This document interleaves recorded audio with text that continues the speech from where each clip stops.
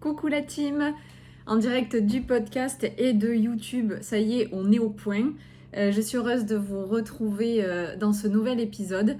Alors, j'espère que vous n'entendrez pas les bruits de fond. J'avais prévu de tourner aujourd'hui et en fait, il y a des travaux, donc on va faire avec. Ok, c'est pas grave et je pense que vous ne devriez pas entendre. J'ai fait des petits tests, a priori vous n'entendez pas. Mais comme je sais que vous êtes hypersensible, vous m'écoutez, vous avez l'ouïe fine, donc bon, et je compatis parce que je sais ce que c'est la qualité de vocaux médiocres ou vidéos médiocres. Donc j'espère que ça ne s'entendra pas ou sinon que vous serez indulgent pour cette fois. Aujourd'hui, on se retrouve dans un épisode, alors sans notes pour le coup, très spontané. Je sais pas combien de temps ça va durer, je sais pas exactement ce que je vais dire, tout dire, mais je sais que ça me tenait à cœur de le faire. Et c'est un épisode du coup personnel, ok? Là, c'est pas, on n'est pas sur un concept développement personnel, c'est un épisode sur ma vie. Alors, pour celles et ceux qui auraient suivi, j'ai fait un épisode qui s'appelle Mon père ce héros, où on est quand même dans un épisode assez oedipien, vous l'aurez compris, si vous l'avez écouté, où je parle de cet amour un peu... oedipien, ça résume bien, cet amour un peu fort, trop fort, comment dire le mot... déformé en fait pour mon papa. Alors justement en tant que petite fille que j'étais, petite fille qui a grandi comme ça aussi, et puis du coup à l'inverse qui s'est retrouvé comme un poison, c'est-à-dire trop de pression et que je me suis mise et que j'ai reçu aussi, ça, je l'ai pas rêvé. Donc voilà, je parle tout ça dans l'épisode de Mon père ce héros. Et du coup, je me suis dit, après l'épisode sur le papa, l'épisode sur la maman. Alors, et qui s'appelle Pas comme elle. Et j'ai mis aussi un petit S parce que je vais pas parler que de ma maman, je vais aussi parler de ma sœur. C'est rigolo, dans un autre épisode, je parle de ma sœur et c'est celui sur ta différence est une richesse. Parce qu'en fait, je suis très très différente de ma sœur. Vraiment, genre, vraiment, il y en a une, c'est la lune, l'autre, c'est le soleil. Et pourtant, nous sommes deux astres. Et en fait, ma sœur, on a juste la même maman, pas le même papa, et nous avons quand même tiré beaucoup du papa, chacune. Donc forcément, on est très différentes, et puis ma sœur n'est pas hypersensible. Mais j'ai quand même beaucoup tiré de ma maman aussi, puisque je suis hypersensible comme ma maman. Mon papa, franchement, j'ai pas de réponse. Pour mon papa, c'est bien plus compliqué. Donc du coup, je vais parler de ma maman, et donc un peu de ma sœur. Et franchement, le tableau est moins idyllique que quand je parle de mon papa. Voilà, vous aurez compris, c'est pas négatif, on va dire que c'est plus un peu désagréable, un peu inconfortable. Et donc en fait, il n'y a pas, voilà, c'est pas un procès à charge hein, du tout. Et en plus, je, en toute confidence de vous à moi, je pense que elle n'écoute pas en fait. Enfin, je pense, je suis sûre quoi. Vous savez, c'est ça aussi la magie de faire ce qu'on aime, de faire voilà l'entrepreneuriat, d'avancer, de croire d'abord en soi, parce que bien souvent il n'y a pas grand monde qui croit en vous. Et très souvent la famille ne croit pas en vous. Donc en fait, mais toute ma famille n'est pas du tout dans le bien-être, la spiritualité, etc. Et l'hypersensibilité, enfin voilà. Et du coup, le développement personnel. Donc en fait, je sais que personne m'écoute. Heureusement que du coup vous êtes là, parce que ma famille ne m'écoute absolument pas. Ce ne sont pas des podcasts personnes, on pourrait dire, voilà, c'est plutôt des gens qui vont chiller sur Netflix pour certains, ou dire que oui, ils vont faire, mais ils font jamais, ou en l'occurrence, par exemple, je sais que mon papa n'avait pas écouté l'épisode parce que, voilà, il n'a pas envie, quoi. Bref, donc du coup, je sais que je peux dire ce que je veux, à moins que quelqu'un leur dise oh là là, t'as vu ce qu'elle a dit, et si j'ai des amis qui vont aller leur répéter, mais franchement, voilà, je sais que non, donc, et puis de toute façon, même si même si les personnes concernées entendaient, j'ai aucun problème, parce qu'en fait, elles savent déjà, je leur ai déjà dit, il n'y a pas de tabou et pas de secret, j'ai vraiment, la parole est déliée, quoi. Voilà pour la petite introduction. D'ailleurs, je pense que déjà dans certains petits trucs comme ça, peut-être que vous vous reconnaîtrez. Mais du coup, voilà. Déjà, ça c'est la première petite notion, croyez en vous. Je voulais juste vous raconter en fait que tout ce que j'ai fait, tout ce travail, je pense que inconsciemment, c'était pour ne pas être comme ma maman. Alors, c'est une femme absolument incroyable parce que malgré toutes les difficultés de la vie, elle s'est toujours battue. pas pour les bonnes raisons, parce que je pense qu'elle s'est essentiellement battue pour moi, même ne serait-ce que battue pour rester en vie pour moi. Et c'est pas une bonne raison, parce qu'en fait, ça me touche, mais c'est pas une bonne raison, parce qu'en fait, il aurait fallu qu'elle se batte pour elle. Et en fait, ma mère a fait une succession de mauvais choix dans sa vie. Et donc aujourd'hui, la résultante de sa vie, c'est une succession de mauvais choix. Et donc, le tableau est pas très rose. Mais voilà, je voudrais dire que c'est une battante et je l'aime très fort. Je suis très fière d'elle parce que en tout cas, je sais qu'elle a toujours essayé de faire de son mieux, mais même si c'était toujours mal. Voilà. Donc c'est pas facile, franchement. Et je sais que c'est pas facile à entendre et au fond, je sais qu'elle le sait. Donc voilà. Et des fois, je pense que dans une grande lucidité, elle te dirait ah, de toute façon, si je devais refaire, je ferais tout autrement. Et puis, je vous dirais, je vous laisserai comme ça, ou je vous aurais même pas eu, je vous laisserai sur le bord de la route et je penserai qu'à ma gueule et tout. Simplement, c'est qu'elle en est absolument incapable. Et donc, voilà, je sais qu'elle a fait au mieux et je crois que c'est le plus important de toute façon dans la vie. Et je voudrais dire donc que, en fait, j'ai essayé dans ma vie. Alors, disons, depuis que je suis éveillée, puisque avant ça, j'ai fait des erreurs de vouloir me conformer pour essayer de la tirer de cette situation à chaque fois, parce que je voyais que ça allait pas. Je vous fais le topo brief de ma vie. Donc en fait, mes parents se séparent. Vous savez que c'est ce qui a causé la plupart de mes blessures. C'est pas grave, hein, en toute lucidité, il vaut mieux des gens qui sont pas ensemble, qui sont pas dans le schéma d'une société, un couple, etc. Parce qu'ils ne s'aiment plus, ou qu'ils ne sont pas faits l'un pour l'autre, ou qu'ils sont pas éveillés sur des tas de questions, et qu'ils donc chacun mène leur vie, plutôt qu'être ensemble, enfin, se bouffer, ça n'a aucun sens. Et en fait, mes parents se séparent, et donc je pense que déjà mes parents ensemble, voilà, donc étaient pas heureux. Et ma mère, après, ça a été de petits boulots en petits boulots, de demander de l'aide, d'aide en aide, de déménagement en déménagement, alors là, pour le coup, je dirais même pas de mec en mec, parce que, en fait, c'était un aimant à connard, mais parce que, moi, je l'ai compris bien plus tard, c'est simplement qu'elle avait une très faible estime d'elle-même, a aussi longtemps vécu dans le passé, a espéré que ça recommence peut-être avec mon papa. Bon, évidemment, aujourd'hui, elle vous dirait que non, hein. Voilà, parce que hashtag mauvaise foi, hashtag dur de reconnaître tout ça, hein, c'est pas facile. Alors, je fais pas non plus de supposition, dans le sens où elle est au clair avec ses pensées. C'est vrai que je vous donne par le prisme de ma propre vision, expérience, ressenti. Juste, je fais un petit point pour les gens qui me regardent sur YouTube et qui pourraient se demander mais qu'est-ce qu'elle a à la main. Si vous avez suivi, je me suis brûlée. Je me suis brûlée avec de l'eau bouillante pour faire un thé, donc j'ai voulu enlever trop tôt, elle était bouillante et donc je me suis renversée. Donc ça fait déjà 15 jours et c'est pas hyper joli. Donc là, j'ai mis plein d'aloe vera, donc ça brille, mais c'est quand même pas joli et ma peau est en train de partir, donc c'est pas joli, mais désolée. Donc, et comme je parle avec les mains, ça se voit beaucoup. Donc je vais essayer de l'arranger. Je peux pas, je dis ça mais je peux pas. Pardon, je reviens sur le sujet. Donc voilà, ma mère, ça a été de casserole en casserole, de boulot en boulot. Et grosso modo, on n'avait pas de thunes. C'était la galère. Et puis après, c'était pas grave parce qu'on était ensemble, on s'aimait, c'était le principal. Et malgré tout, elle s'est toujours débrouillée pour qu'on ait chaud, on ait un toit sur la tête, qu'on mange. Et je trouve ça incroyable. Et je sais que c'est le quotidien de beaucoup, beaucoup de femmes célibataires avec un ou plusieurs enfants. Donc voilà. Et pour ça, je dis chapeau, madame, parce que... Et puis pour de pas vivre pour elle en plus, hein, donc bon, chapeau, madame. Et donc, ce que je voulais dire, c'est que elle a fait le max, même si elle a fait mal. Et en fait, je me dis... c'est là où je suis tombée, en fait, dans le syndrome du sauveur. Parce que je me suis dit, pétard, je vais aider ma mère. Faut que je fasse des études brillantes, faut que je gagne de l'argent, faut que j'ai tout ce qu'on n'a pas eu. Et je vais la sortir de là, je vais l'entretenir. Là où mon père, finalement, à un moment, a fait défaut, je vais l'aider, machin. Et j'ai toujours voulu l'aider, en fait. Et même ne serait-ce qu'en étant une amie pour elle et un soutien psychologique, alors que j'étais des fois, au début, que j'étais enfant et que je n'avais pas du tout à faire ça. Et je me suis moi-même sortie de ma place, mais elle m'a sortie de ma place d'enfant et elle n'aurait pas dû. Et très très jeune, en fait, moi j'ai su ce que c'était les agios, les problèmes d'argent, être à découvert. J'avais 7-8 ans, je savais déjà ce que c'était, quoi. Et ça m'a brisé un peu mon innocence, un peu de mon enfance.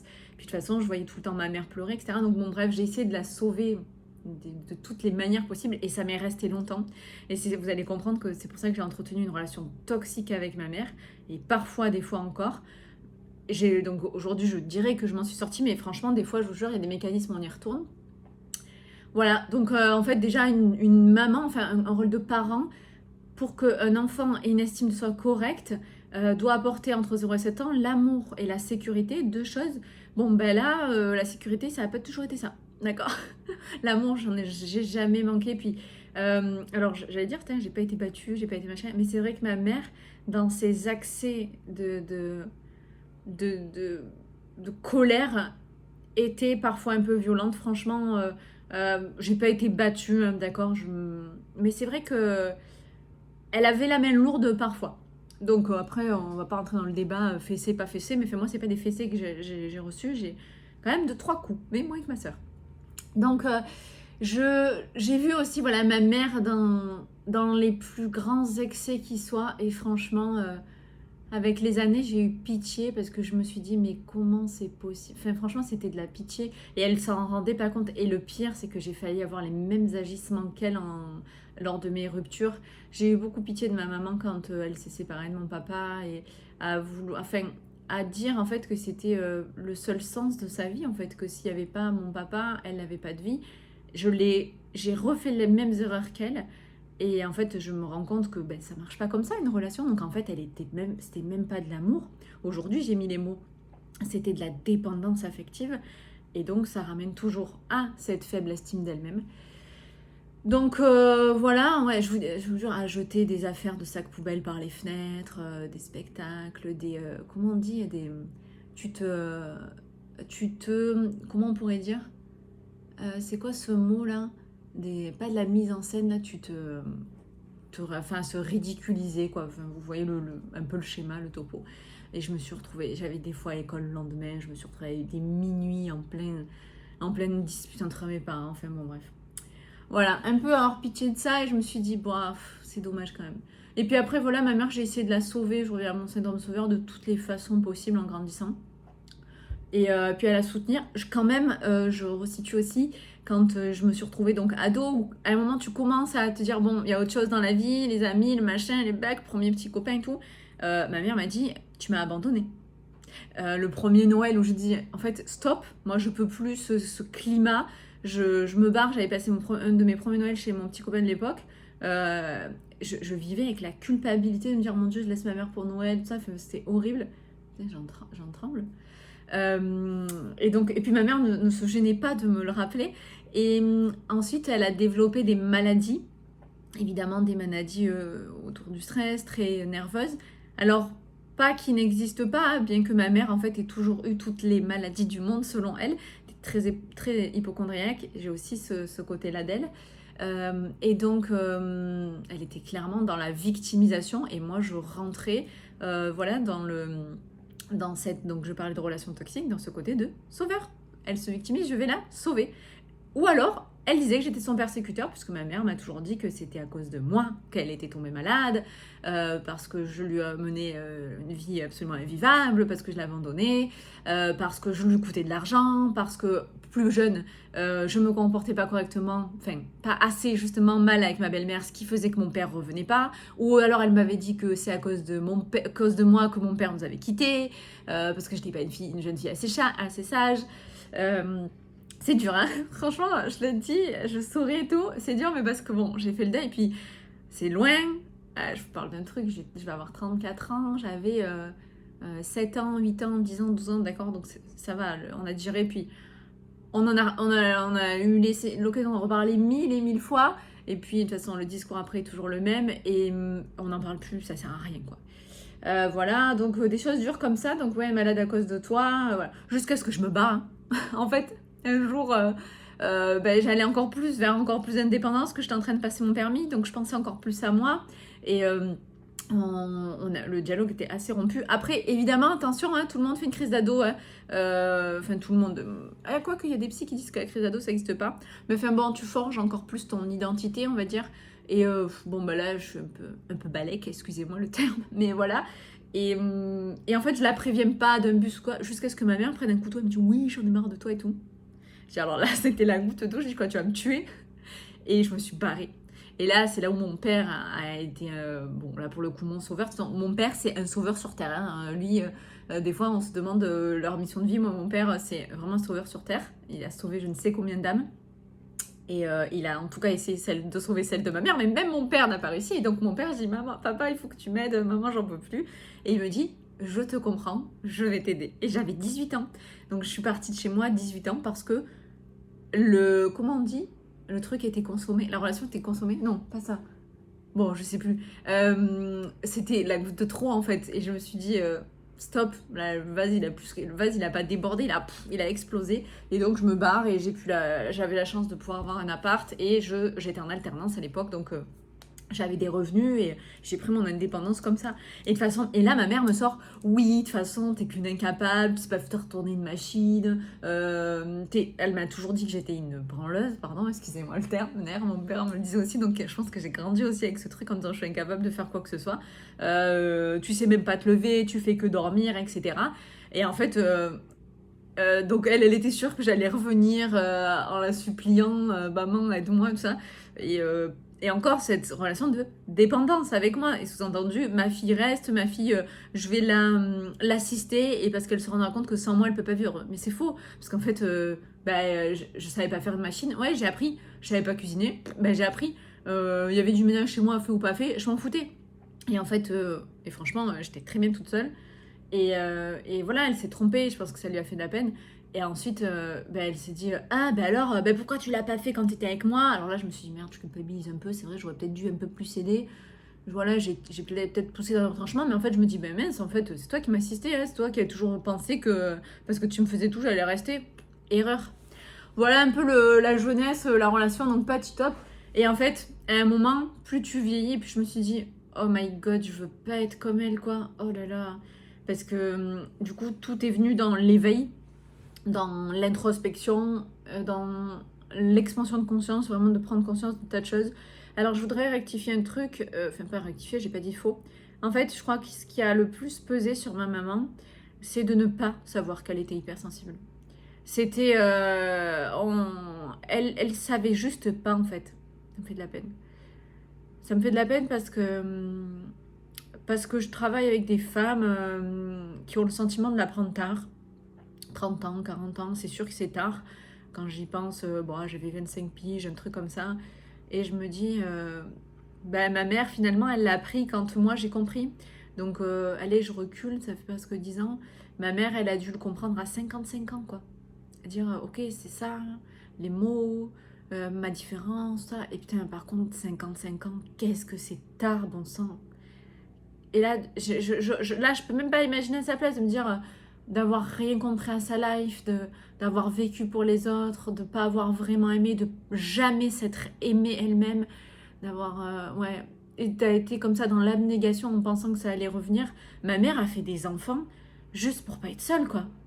Et quelle tristesse. Et je pense aux enfants, parce que vous savez, j'ai bientôt 34 ans, j'en ai toujours pas, parce que j'ai fait le choix, bordel, de pas en faire en me disant je manque d'amour, du coup je vais créer un petit être qui va me l'apporter, tout ça. Ma mère était dans ce truc-là quand même.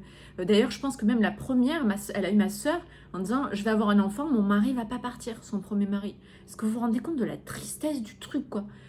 Et en fait, j'étais là et je pense que je me suis dit mais je veux pas faire ça. Et du coup, là, je vais sur mes 34 ans, je n'ai toujours pas d'enfant, toujours pour les mêmes raisons, parce que je ne veux pas que mon enfant vive ce que j'ai pu vivre. Je ne veux pas que mon enfant soit une soupape. Je ne veux pas que mon enfant ne se comprenne pas, enfin, tant que je ne me comprenais pas. Je ne voulais pas ne pas être armée. Je ne veux pas que mon enfant soit une sorte de puits d'amour dans lequel j'irai puiser et de lui mettre tant de pression, de dire voilà, maman, elle a tout fait pour toi. Est-ce que tu m'aimes? Est-ce que tu vas rester toute la vie? Enfin, en fait, voilà, pas comme elle, pas faire toutes ces erreurs-là. Et de me dire... alors attendez, j'ai perdu le fil. Donc ma mère a fait ça. Et donc du coup, c'est toujours le truc. Et à l'époque, j'étais avec quelqu'un, une ancienne relation, avec qui la fameuse, je pensais que c'était l'homme de ma vie, tout ça, et qui m'a fait énormément souffrir, genre 2 ans, 3 ans avec lui, je sais plus si c'était 2 ou 3, et 2 ans pour m'en remettre. Ma mère, quand le mec à l'époque en question me quitte, ma mère me dit, en pleurant, ah du coup, tu vas finir seule, sans enfant, avec ton chat. Bah non, maman, j'ai 31 ans, je sais pas, à l'époque, j'ai 30 ans, j'en sais, 31 je crois. Maman, c'est pas grave, putain, c'est pas cool, quoi. Comment ça, je vais pas rencontrer quelqu'un? Oui, tu devrais te remettre en question à un moment. Oh, elle me sort, t'aurais peut-être dû faire un enfant avec lui. C'est vrai que le mec, t'es assez indépendant, belle perspective d'avenir. Tu aurais été à l'abri du besoin, même si vous étiez pas restés ensemble, je suis sûre qu'il se serait occupé de l'enfant. En tout cas, financièrement, tu n'aurais manqué de rien. Mais maman, c'est pas la vie ça. Je dis putain, mais comment tu peux dire des trucs pareils en fait, dire je vais rester avec un mec, je vais faire un enfant, ça se trouve en plus non consenti du coup, lui faire cette crasse, et faire une crasse, une pré-crasse à mon enfant, parce qu'en fait je sais que je vais pas rester avec le papa, et que en fait juste parce qu'on va avoir un peu de thunes, il va être heureux, l'enfant. Je dis putain, mais oh, c'est pas possible, mais comment tu peux dire des trucs pareils, s'il te plaît? Et là, en fait, raccroche, quoi. Enfin, t'es obligé de raccrocher, c'est pas possible. Et en fait, là, je me dis, ma mère comprend vraiment rien à la vie, c'est chaud. Bref, donc ça, c'était la parenthèse. J'étais juste en train de dire que elle a pas compris qu'elle était hypersensible, en fait. Et donc là, moi, elle l'a compris quand moi, je l'ai compris. Et du coup, qu'est-ce qui s'est passé? En fait, à chaque fois, oui, elle avait mal pour se rendre intéressante. Je dis pas que les douleurs sont pas vraies, mais en tout cas, c'est ton corps qui parle et tu les provoques. Et elle a jamais conscientisé ça. Pourtant, j'ai un très vieux souvenir où elle avait un livre de Lise Bourbeau qui s'appelle Écoute ton corps, mais est-ce que c'était pour les bonnes raisons? Je suis persuadée, de toute façon, que l'univers lui a envoyé plein de pistes. Pareil, elle a perdu sa maman très tôt. C'est un très tôt, je pense que 30 ans, tu vois, quand t'es en femme, c'est tôt, quoi, quand t'as plus ta mère. Et c'est pour ça que, putain, des fois encore, je culpabilise en me disant, oui, je devrais pas penser ça de ma mère parce que elle est en vie, elle est vivante, je devrais profiter d'elle, l'avoir plus, machin, tout ça. Mais franchement, la relation fait que t'as pas envie, quoi. Et je suis au max, je l'aime, ouais, c'est incommensurable, mais en fait, c'est pas possible, ce sera accepté plus que ce que je ne peux. Et donc, j'ai vraiment beaucoup de trucs à dire, enfin, je m'en rends compte. Et je me dis que j'ai encore perdu le fil. Je me dis que, ouais, c'est pas grave, je reviens sur le truc en disant, merde, elle savait pas. Et ouais, ah oui, voilà, que, en fait, par exemple, la mort de sa mère, c'est probablement un message de l'univers encore, genre, réveille-toi, réveille-toi, réveille-toi. Et ça n'a pas fonctionné, quoi. Voilà, c'est comme si ma mère, elle avait été en sommeil toute sa vie. Et le truc, c'est qu'encore aujourd'hui, je vous jure, elle décide de l'être encore. Parce que j'ai continué, en fait, encore il y a peu, à vouloir être sa sauveuse, à dire, maman, viens, je te coach. À l'époque, maman, viens, je fais le yoga. Maman, le sport, c'est important, bouge, viens, on bouge. Je l'ai réalisé tard aussi, moi, viens. Maman, t'inquiète, il est pas trop tard. Il mal au poignet, je peux pas faire ça. Bon, tu l'écoutes, elle peut jamais rien faire. T'inquiète, je vais marcher, tout ça. Je sais même pas si c'est vrai ou pas. Non, je ne mange pas de sucreries, mais c'est faux. Puis elle se rend pas compte. Et des fois, elle va s'envoyer un paquet de chamallows. Bon, bref, je suis pas dans ses placards, je suis pas dans sa vie, mais je sais très bien qu'elle a une dépendance au sucre. J'ai la même, tu vois, donc on va pas se voiler la face. Donc après, je sais qu'elle essaye de faire des trucs pour se bouger. Le pire, c'est que c'est une femme, mais tellement positive. Et c'est ça où elle comprend pas, elle n'arrive pas à faire la différence. Où elle te dit, mais je comprends pas, arrêtez de me dire que je suis pas positive, je suis toujours joviale, toujours le sourire, positive. Oui, c'est vrai, mais maman, avoue-le, c'est un masque. Au fond de toi, tu en veux à la terre entière. Tu penses que tous les autres sont coupables, responsables de ton malheur. Que de toute façon, tu penses que c'est toi qui as le plus souffert, que voilà, et elle a tout à l'extérieur d'elle. Ou alors à l'inverse complet, elle va se dire, de toute façon, moi, je fais que de la merde. De toute façon, c'est toujours moi qui fais mal. Genre, je mérite pas de vivre et tout ça. Bon, on s'en sort pas, quoi. Et en fait, on n'avance pas. Donc, bon, ça sert à rien.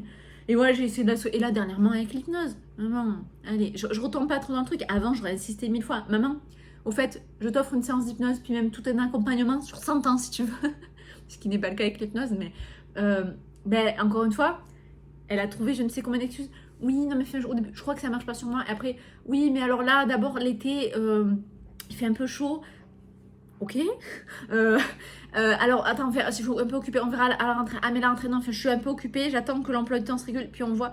Ok, bref, on est quoi? On est début octobre là. Elle a toujours pas fait une séance.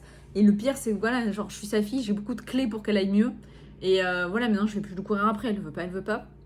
Bon, je reviens sur sa cette peine, là pour le coup c'est pas de la pitié, c'est juste de la peine tout court en disant personne lui a juste dit madame, vous êtes hypersensible. Ça a l'air sur le papier, ça fait peur comme ça, vous savez pas ce que c'est, vous sentez qu'il y a un truc qui va pas, mais personne vous le dit, je vous le dis moi, ça va bien se passer. Personne lui a dit ça. Alors, puis voilà, vous êtes hypersensible, donc en fait, ouais, c'est sûr, vous ressentez un peu tout plus fort, que ce soit les émotions, les mots, les douleurs, tout ça, les mots MAUX, les mots MOTS aussi. Mais je vous le dis, ça va bien se passer. Et puis, on va vous expliquer comment ça fonctionne, comment vous fonctionnez. Et puis, on va être là. On va vous indiquer quel livre, quoi faire, comment un petit peu réagir et tout ça. Ça va bien se passer. Vous dire aussi que donc vous n'êtes pas folle. Vous êtes juste un peu différente et que oui, c'est sûr qu'il n'y a pas beaucoup de gens sympas comme vous, sincères, honnêtes. Donc bah oui, forcément, vous allez vous prendre plein de claques dans la gueule. Et, mais vous inquiétez pas, vous allez apprendre de ça et vous allez voir que si vous expérimentez bien le truc, vous n'allez plus faire les mêmes erreurs et tout ça. Bah, ma mère, tu vois, c'est le tableau inverse. On lui a dit, vous êtes bipolaire. Donc, bah, genre, sous-entendu, vous êtes malade, donc c'est vous le problème, soignez-vous. Et puis si vous vous soignez pas, bah, c'est de votre faute si vous faites de la merde. Genre, les autres, c'est la majorité, donc ils ont raison, conformez-vous. Et puis, si vous ressentez plus fort, fermez votre gueule. Si vous avez mal, ne le dites pas. Tu vois, ma mère, ça a été tout ça, quoi, la pauvre. La pauvre, quoi. Ça a été tout l'inverse de l'accompagnement qu'on doit dire aux hypersensibles, quoi. Et en fait, elle a attendu presque 60 baluches pour se dire merde, j'ai pas de problème, quoi. J'étais juste différente. Mais en fait, j'ai envie de dire, c'était too late, c'est trop tard. C'est-à-dire qu'entre-temps, les maladies, ce qu'on a du mal à dire, c'était déjà développé. La douleur a pris toute la place dans son corps. Et elle a plus le gaz, elle a plus le jus de se battre, d'essayer de faire différemment. Elle pourrait, hein, et elle a plus le jus. Et du coup, c'est pas faute d'essayer du coup de la tirer, mais c'est pas possible. Et moi, je vous le dis, ne faites pas ça. Je sais que vous faites ça en relation toxique, peut-être avec des conjoints, des madrés, des padrés. Ne faites pas ça parce que, ou des sœurs, des frères et sœurs qui sont au fond du seau parce que on ne peut pas sauver les gens. Déjà, ils ne l'ont pas demandé, donc ils n'accepteront pas votre aide. Et vous allez dépenser une énergie folle, une énergie incommensurable, un temps innombrable, peut-être même de l'argent. Vous allez vous fatiguer, vous allez ne plus dormir, ça va vous occuper toutes vos pensées pour probablement... alors là, j'aime pas parler d'échec, mais un échec, enfin, une erreur, c'est une erreur. Vous n'y arriverez pas et donc vous allez dire en plus, j'y arrive pas, tout ça. Sauvez-vous vous-même. C'est ce dicton qui dit aide-toi et le ciel t'aidera. Sauvez-vous vous-même, c'est votre vie, d'accord? C'est-à-dire que ma mère a eu une sorte de ticket, le fameux ticket 30 000 jours, vous voyez? Et puis en plus, tous les matins, vous avez le crédit de dire voilà, c'est un nouveau jour. Et putain, ma mère, elle l'a brûlé. Elle l'a brûlé. Mais c'est pas ma faute et c'est pas votre faute. Donc, ben, j'ai la chance de croire dans ma spiritualité, dans mon éveil à la réincarnation. Je me dis, dommage pour elle. Elle a eu une vie de merde, clairement, c'est le constat. Et en fait, ben, elle aura un autre ticket dans une autre vie. Alors, ce sera plus le même corps, ce sera plus la même vie, la même histoire, la même période, époque, enfin, tout ce qu'on veut, peut-être même dimension, j'en sais rien. Et elle fera autrement. Elle aura, j'espère, appris de cette vie-là. Je l'espère. Et là où j'ai l'impression d'avoir la chance d'être moi dans cette dernière vie où peut-être tout ce que j'ai déjà vécu m'a servi. Et à me dire, j'ai pas fait les mêmes erreurs, quoi. Attention, j'en ai fait beaucoup, hein, et beaucoup des mêmes. Hein. Vous avez entendu déjà les erreurs dans les relations toxiques, enfin, relations amoureuses, la dépendance affective, ne pas savoir l'hypersensibilité. Il y avait un truc, sorte de schéma qui est en train de se reproduire, quoi. Et j'ai eu la chance, ou je sais pas, est-ce que c'est de la chance, est-ce que c'est de la détermination, force, de voir les signes et de me dire, oh pétard, il y a un truc là, il se passe un truc, j'ai un truc à saisir, faut que je le fasse. Et en fait, je suis sortie de tout ce truc de me dire, ben non, je vais pas dans une grande école, non, je gagnerai pas 8 milliards de thunes, non, je donnerai pas 8 milliards de thunes à ma mère non plus, parce qu'en plus, ça ne l'aidera pas, parce que franchement, j'ai même essayé d'aider financièrement, ce que fait toujours ma soeur d'ailleurs, et ça ne l'aide pas. D'être sa béquille, ça ne l'aide pas en fait, vraiment. Voilà, franchement, je vous ai dit pas mal de trucs. Donc en fait, pourquoi pas comme elle? Parce que j'ai décidé de ne pas être dans la victimisation. Attention, ça veut pas dire que je le suis pas. Et je rappelle, attention, victimisation, ça n'a rien à voir avec victime, le statut de victime, hein, quand vous êtes arrivé quelque chose. Donc ne pas être dans la victimisation, ne pas être dans la plainte. Attention, je l'ai été. Et moi aussi, je vous le dis souvent, quand j'avais mal à l'ouvrage, je mettais le bras en écharpe, tout le monde disait « Oh là là, qu'est-ce que tu t'es fait ?»« Oh ben, j'ai un peu mal. »« Oh d'accord. » Une minerve. « Oh là là, oh, j'ai mal dormi. » J'ai été dans les extrêmes. Et je vous parle là, genre j'avais 14 ans, hein, avec des trucs comme ça, même plus jeune que ça. Je ne pense pas que ma mémoire me fasse trop défaut, je vous jure. Hein. Et là, quand j'entends ça et je vois ça, je revois les images, je m'auto-fais pitié, quoi. Et à vouloir avoir jeté sac poubelle des mecs, des fringues et tout... Ça sert à rien. Ça sert à rien. Le mec serait pas plus revenu. Et en fait, à me dire, bon voilà, en fait, ma mère, elle a juste manqué d'estime de soi. Et j'ai la chance d'avoir été éveillée. Et, ouais, je sais pas si c'est de la chance, mais en tout cas, d'avoir fait le taf, en tout cas, pour vous savez que taf, ça veut dire travail à faire. Taf, T-A-F, travail à faire. D'avoir fait le job. Non, job, je pense pas que c'est un acronyme. Ah, peut-être. Je crois pas. Donc du coup, voilà, je fais ce qu'il fallait pour pas être dans la victimisation, pour essayer de se désolidariser de la dépense affective, des aimants à connards, de vivre pour moi, pas pour les autres, de sortir de la culpabilité, de comprendre l'hypersensibilité. Parce qu'attention, hein, voilà, hein, ok, on l'a induite en erreur et puis elle avait pas les infos, etc. Donc c'est ça que je disais tout à l'heure, mon père a essayé de la sauver parce que il a essayé de calmer sa peine, mais ça marche pas comme ça.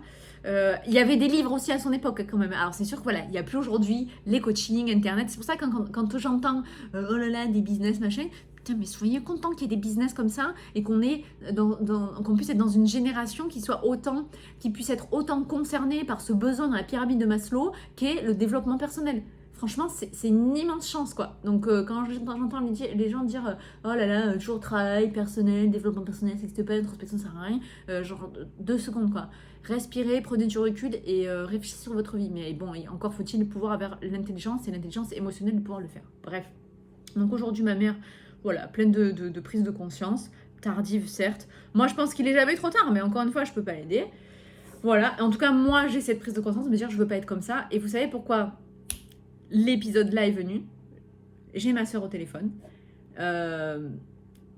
pour en fait qui prend par bonne conscience des nouvelles de mon chat suite aux épisodes où le chat est pas bien, tout ça. Et en fait ça m'a fait du mal. Elle met un peu de temps parce que évidemment dans sa vie active elle a autre chose à faire que prendre de mes nouvelles, ce que je peux comprendre. Et en fait c'est parce que ma mère lui dit oui, ta soeur ça va pas trop. Et parce que du coup ma soeur et ma mère ont une relation toxique. Et alors, elle, parce que je me rappelle que pour une relation, il faut être 2, d'accord ? Une relation, ça se fait pas tout seul. Et du coup, le jeu de la relation toxique, elle existe parce que vous voulez bien rentrer dedans, ok ? Sortez-en, décidez d'en sortir définitivement et vous verrez que, enfin en tout cas définitivement, autant que faire se peut, vous verrez que la relation n'existe plus, ok ? Moi d'ailleurs, je me rappelle, je vous avais dit dans mon épisode avec mon père où j'ai coupé les ponts de 2 ans avec mon père, je pense que ça aurait tué ma mère. Donc en fait, j'ai coupé les ponts de 6 mois, mais c'était déjà énorme. Ça m'avait fait beaucoup de bien. Et après, on repart. C'est pas on repart à zéro, hein. Dans la vérité, on part à zéro. Non, on repart juste là où on est, donc bon. Et tout ça pour dire, donc ma soeur m'appelle. Donc un petit peu genre le devoir de sœur. Et c'est là où justement on n'a pas besoin d'avoir une relation toxique avec ma soeur parce qu'elle fait sa vie, je fais la mienne. C'est juste on ne sait jamais. Plus c'est le sang. Et si demain elle est là, si j'ai besoin d'elle, elle sera là. C'est tout. Point barre. Et ma mère, c'est vrai que ma mère, du coup, ah oui, c'est ça que je vous avais pas dit aussi. Quand ma mère me dit, oh, tu vas finir ça avec ton chat, elle me dit, je serai jamais grand-mère. Maman, t'es grand-mère à l'époque que 2 fois. Elle est grand-mère déjà 3 fois. Oui, mais ça, c'est de ta soeur, c'est pas pareil. Si, en fait. Si, maman, en fait, c'est déjà pareil. Donc, en fait, t'es déjà grand-mère 3 fois. Donc, même si tu l'étais même pas de moi, tu es quand même grand-mère. En fait, il faut savoir qu'aujourd'hui, du coup, comme on n'est pas ses enfants chéris, où elle voudrait qu'on ait une relation fusionnelle, qu'on lui rende tout l'amour qu'elle nous a donné. Vous voyez toutes ces erreurs que je dis là, que je voudrais pas en fait être pas comme elle pour pas faire ces erreurs avec mes enfants, ou mon enfant, ou jamais d'enfant, j'en sais rien. En fait, ma mère, qu'est-ce qu'elle a fait ? Donc on n'est pas ces filles-là, parce que du coup, moi j'habite à 100 bornes de ma mère, finalement j'ai mis de la distance vraiment réelle. Et ma soeur, par contre, elle habite à 1 kilomètre. Vous voyez la diff ? pour ça que quand j'ai mis pas comme elle, avec un S entre parenthèses, parce que j'ai pas envie d'être comme ma sœur non plus, parce que ma sœur, c'est la première à se plaindre, c'est la première à dire que ma mère lui pompe son oxygène, mais c'est la première à servir d'elle pour ses enfants, pour son ménage. Elles sont ravies d'entretenir cette petite relation toxique de merde. Et en fait, ben moi, à chaque fois, je vous jure, des fois, je suis au milieu. Il y en a une qui m'appelle quand vraiment elles en peuvent plus pour vider le sac sur l'autre. Et après, du coup, l'autre. Et donc, mais elles y retournent. Et l'autre m'appelle, oui, ta sœur, machin. Et en fait, elle est même pas capable de lui dire ma sœur. Ou alors, elle lui dit. Et à chaque fois, ma mère me dit, c'est la dernière fois. C'est la dernière fois. Ok, maman, tu m'as dit ça à peu près 58 fois en 5 ans. Allez, je compte même plus du coup. Enfin bon, voilà, vous avez compris le délire. Et ma mère, elle y retourne. Bah pourquoi? Parce qu'un coup, elle a besoin de thunes. Parce qu'en fait, sinon, de toute façon, elle est seule, elle s'ennuie. Enfin, elle est seule, elle est triste. Franchement, ça, par contre, encore une fois, je sais que c'est horrible. Hein. Alors, pour le coup, elle a plus le choix. Elle a apprivoisé la solitude. Mais c'est de la solitude subie, pas vraiment kiffée. Et des fois, alors je sais que c'est dur hein, de parler des fois à personne, vraiment. Être isolé, c'est dur, mais bon. C'est vrai que dans un stade de sa vie comme ça, c'est compliqué de ne pas être isolé, quoi. Elle a un petit peu cherché aussi l'isolement. Et après, elle va te dire dans sa victimisation que bah, c'est à cause des autres, parce que du coup, on l'appelle pas, on n'est pas les filles modèles, on ne va pas manger assez chez elle. Enfin, il y a toujours un truc. Et donc, tout ça, j'étais en train de dire quoi? Donc, tout ça, on n'est pas les filles modèles. Elle a fait un transfert sur les petits-enfants. Elle a, sa première petite fille a 20 ans. Ma soeur l'a eu tôt. Comme ma mère d'ailleurs, parce qu'elle a un petit peu répété le schéma. Je dis ça, je dis rien. Du coup, la grande petite fille a 20 ans passé là. Donc pareil, il lui a donné tout l'amour. Elle a presque été un petit peu sa deuxième mère. Donc, première erreur. Le deuxième, il a 10 ans. Maintenant, je crois que c'est 22, 12. Oui, 22, 12. Demi à 12 ans. Pareil, elle lui a fait tout ce qu'elle a pu. Oh, mon petit-fils, c'était le premier garçon en plus, tout ça. Donc moi, évidemment, à chaque fois, j'ai le droit de dire « Et alors ? Pour toi, c'est quand? Et alors, c'est quand pour toi ?» Et encore, à chaque naissance, mais en fait, c'est à chaque Noël, à chaque anniversaire, tout ça, hein, j'ai tout le temps redroit. Donc, des fois, je me dis inconsciemment, mon Dieu, si je devais me séparer, je vais encore avoir droit. Oh là là, tu auras pas d'enfant. Eh ben non, mais c'est pas grave. Enfin, au fond, hein, ça me ferait... ça me crèverait le cœur parce que j'ai un profond désir de maternité, mais pas dans des conditions comme ça. Donc ma mère fait le report et là, ma soeur a eu un troisième enfant. Du coup, elle va bientôt avoir 2 ans. Et en fait, pareil, c'est encore l'amour fou. Et du coup, en fait, ma mère commence à ruminer sur le grand 12 ans, là. Oui, de toute façon, ça y est, commence à être adolescent, être fou, bientôt le scooter, les copains. Mais oui, mais en fait, maman, c'est la life. Le jeune, le petit, il commence à être...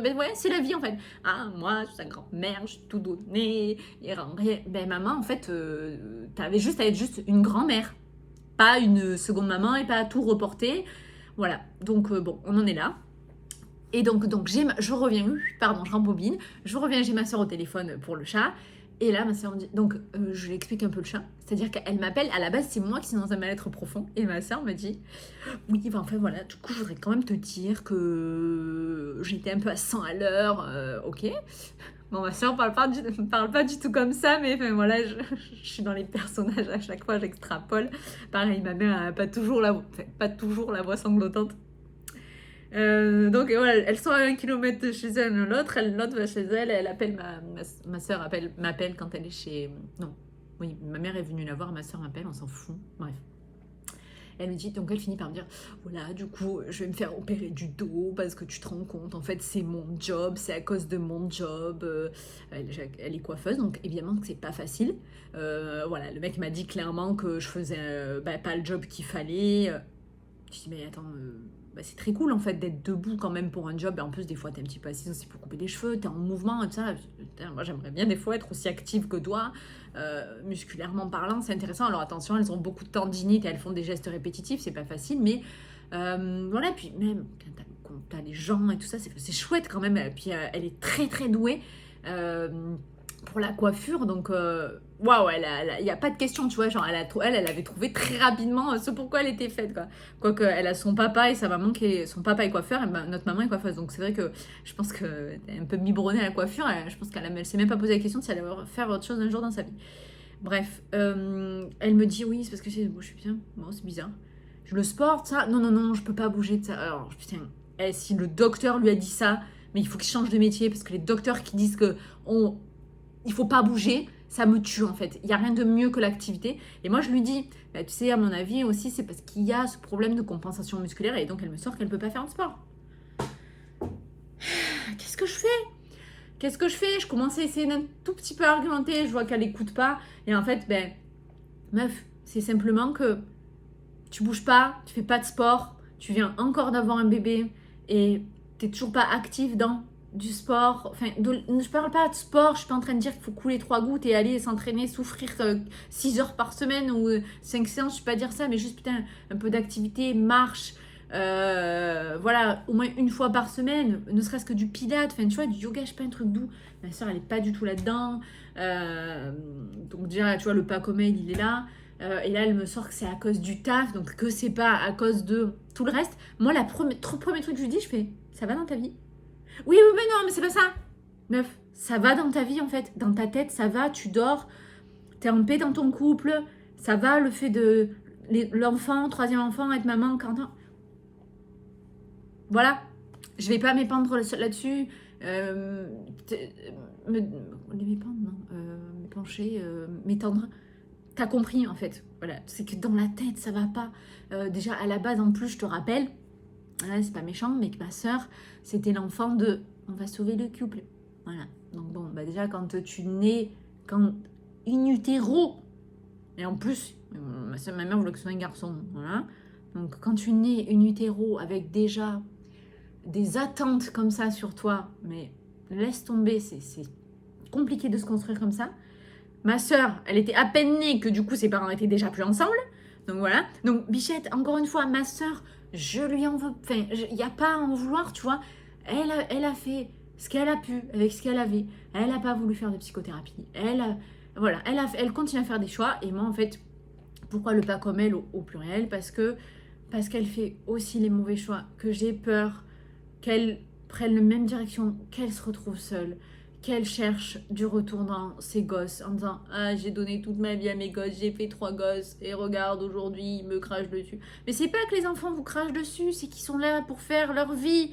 Vous mettez au monde des petits êtres pour faire leur vie. Et je vous rappelle en plus, dans tout ce que je viens de dire en plus, et que je parlais tout à l'heure que peut-être ce sera dans une autre vie pour ma mère, que nous ne sommes pas des êtres...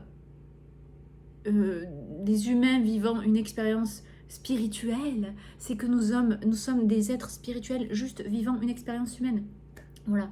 Et je crains, vu aujourd'hui les maladies qui se déclenchent chez ma sœur, qui sont, je suis pas du tout en train de nier encore une fois ces douleurs, je crains juste qu'elle psychosomatise, qu'elle passe à côté de messages forts. On parle, elle va devoir se faire opérer et tout quand même, hein. Je me dis, waouh, t'es sûr, il n'y a pas d'autre chose et tout ça. Et donc, apparemment, non. Et donc, du coup, le mec lui dit carrément qu'il va falloir qu'elle change de métier et tout. Et elle le croit. Et je me dis, oh, c'est dommage d'essayer d'aller chercher à l'extérieur toutes ces réponses et de passer à côté. Et voilà, moi, je me dis juste, mince. Alors, pour le coup, tu vois, ma soeur, c'est même pas un problème. Là, il n'y a pas l'hypersensibilité qui est mêlée, hein, mais c'est un problème de juste, j'écoute pas mes émotions et je les traite pas correctement. Et dans l'épisode sur la richesse, j'explique un petit peu le lifestyle de ma sœur qui est très loin du mien. Et en fait, je vais conclure. Donc voilà, j'espère juste que ma sœur, elle finisse pas 60 piges comme ma mère, ça me ferait de la peine, quoi. Et tu sais quoi, finalement, ma mère me dit, ah, tu vas finir seule avec ton chat. Moi, je vais me dire, tu vas finir seule avec ta fille, quoi. Bon, bref. Voilà, ça me fait de la peine. Mais je vais terminer du coup sur la note positive et... sans trop centrer sur moi-même, dire je suis contente en fait.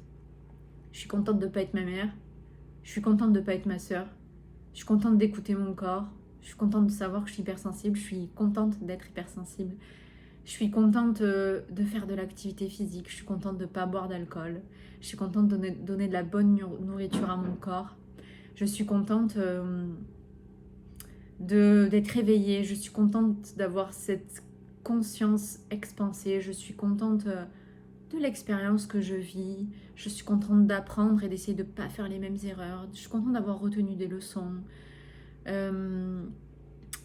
Je suis pas tous les jours satisfaite de tout ce qui m'arrive, de tout ce qui se passe et tout, mais je suis contente d'en avoir conscience et d'essayer de faire mieux, de créer, d'être aux manettes de ma propre vie, d'être créatrice, d'avoir le pouvoir de pas incriminer tout l'extérieur, de pas me victimiser. Je suis contente de voir quand je vis des relations toxiques, d'essayer de m'en sortir, d'être créatrice, en pouvoir de ma vie, de l'expérience vivante humaine que je vis en tout cas. Et de me rendre compte de cette chance, je regarde dans le vide complet, mais de rendre compte de cette chance, de ce cadeau, de chaque jour. Enfin, alors je vous rassure, des fois je m'en rends pas compte du tout, et là ça me saoule quoi. Et justement, je vais reprendre l'enregistrement d'un autre podcast là, parce que voilà, c'est ma conclusion. Je suis contente d'être pas comme elle. Et je l'avais dit aussi, d'avoir fait tout ça, tout ce travail aussi pour si potentiellement un jour l'univers dit que je dois avoir un enfant, de me dire que je l'aurai pour des bonnes raisons, si je suis prête, et qu'il ne vivra pas la même chose que moi. Alors attention, là aussi où j'ai réalisé, c'est qu'en fait, il vivrait sa propre expérience et que je le ferai souffrir probablement d'une autre façon, puisqu'il est là pour expérimenter et guérir. Donc il y a forcément des souffrances autour de lui. Je ne pourrais pas le mettre dans une bulle et croire que sa vie sera absolument magique et qu'il ne, voilà, il n'y aura rien, c'est fou. Et donc je voulais dire que ça m'a amené à une autre pensée, à un autre podcast hyper naturel comme ça. C'est ce que j'ai vu une vidéo où la meuf dit déculpabilisons-nous, Miracle Morning, ça va les routines comme ça, là, le dev perso, ça nous saoule, ça vous fait culpabiliser. Alors, je suis d'accord, ça peut faire culpabiliser, mais je vais vous expliquer dans un autre épisode comment ça peut sauver, et en fait. Et comment il faut pas se cacher là derrière, sinon en fait on fait plus rien et on passe à côté de sa vie. Donc je pense qu'il y a un juste équilibre, c'est ce que je vais expliquer dans l'épisode. Je sais pas quand est-ce qu'il sortira, je sais pas si ce sera à la suite de celui-là, sachant qu'avant celui-là j'en ai déjà d'autres. Voilà la team, c'était le moment perso, le petit moment de vie, ce moment de vie entre moi, elle, voilà. Bon, bah, j'espère qu'elles écouteront pas, ou alors j'espère qu'elles écouteront et que peut-être prendront conscience de quelque chose. Je ne pense pas, mais parce que je pense que finalement c'est pas, j'ai un peu les larmes aux yeux, mais je pense que c'est pas mon job. Je pense l'avoir compris. Et pourtant j'aimerais tellement, des fois je voudrais secouer les gens pour qu'ils réalisent, et on peut pas en fait. Voilà, je ne peux pas sauver. Par contre, je peux aider, accompagner ceux qui ont bien l'intention, l'envie de le faire. Et c'est ça qui m'éclate. Voilà. Et je vois que j'arrive très bien à le faire avec ceux qui ont envie. Voilà. Voilà la team. Merci de m'avoir écouté. Je vous embrasse. On se retrouve très vite. Prenez soin de vous. Prends soin de toi. Juste toi. Ok? Et sois toi.